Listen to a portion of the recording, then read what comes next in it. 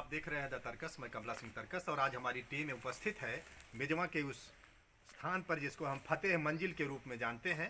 और ये आप जो देख रहे हैं दृश्य, इसी ईंटों, दीवारों, छत और ये छप्पर जो पुराने ज़माने का पुराने तरीके का है, इसी मिट्टी में एक ऐसी शख्सियत को पलने, बढ़ने, पैदा होने का मौका मिला था जिन्होंने पूरी दुनिया में इस गांव के नाम को स्थापित करने का काम किया।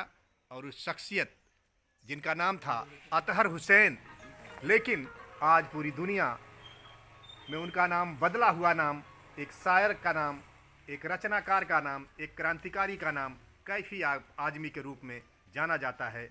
ये धरोहर है, ये मकान है जहाँ कभी हम लोग भी उनसे मिलते थे, बचपन में उनका आशीर्वाद लेते थे।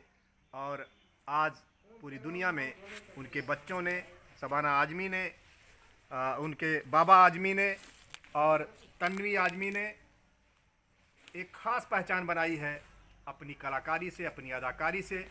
जो शौकत की शौक कहें, कैफी की कैफियत कहें, उसको साकार कर रहा है आज ये पूरा परिवार।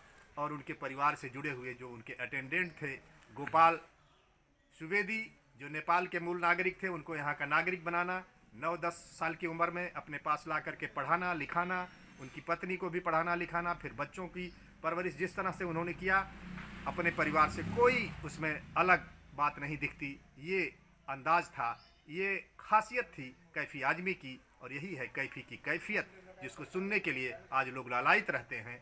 और हम इस कहानी को आगे बढ़ा रहे हैं। इस कहानी को आगे बढ़ाने में हमारे साथ जितेंद्र हरि पांडे हैं, कामरेड हरिमंदिर पांडे हैं, गोपाल जी हैं और शबाना जी तो हैं ही, बाबा आजमी हैं, तन्वी आजमी हैं, अदिति हैं, मनीषा हैं, निर्मला हैं और इस गांव के भी तमाम लोग।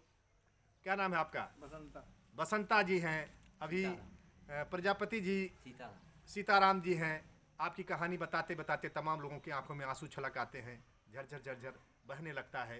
तो इस तरह की शख्सियतें कभी कभी इस धरती पर आती हैं, ज़माने में आती हैं और वह लोगों को एक रास्ता दिखाकर जाती हैं। उस इशारे को अगर लोग समझ लेते हैं, जो लोग भी समझते हैं, उसका फ़ायदा पाते हैं। और ज़माने में इस तरह की शख्सियतों का हम इसीलिए खैर मकदम करते हैं, इस्तकबाल करते हैं कि ऐसे लोग ज़माने में जब भी आते हैं एक नया रास्ता गढ़ते हैं। कोई चलता पद चिन्हों पर, कोई पद चिन्ह बनाता है, तो नया रास्ता गढ़ने वाले कैफी आजमी ने क्या क्या किया, उस फहरिस्त को गिनाना आसान नहीं है। उन्होंने उर्दू अदब को भी एक नई दिशा दिया, एक सुर्ख दिशा दिया, एक लाल इंकलाब को भी उन्होंने उर्दू शायरी में सही करके दिखाया, उसका प्रयोग करके दिखाया, जिसके लिए दुनिया कायल है आज उनकी। उन्होंने एक नई दिशा दे करके हम सबको का मार्गदर्शन किया। और हम सभी तो बहुत हमें खुशगवार ये मौसम है और ये अंदाज है कि हमारे लिए बहुत खुशी की बात है कि वो हमारे गांव जवार हमारे अपने थे, जिनको पूरी दुनिया सलाम करती है। चाहे वह बहराइच से नानपारा के लोग हों, चाहे पूरी दुनिया में लखनऊ से लेकर के और जगह जगह आज उनका ये मनाया जा रहा है जयंती का खास जश्न। और इस जश्न के साथ वो बात याद आ रही है कि फतह का जश्न इस जश्न के बाद है, जिंदगी मौत से मिल रही है।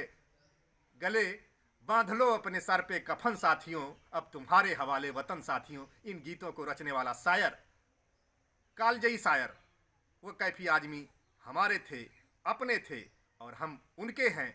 और ये धरती वही है, ये ज़मीन है, इस ज़मीन को हम सलाम करते हैं, इसको हम अपने माथे से लगाते हैं।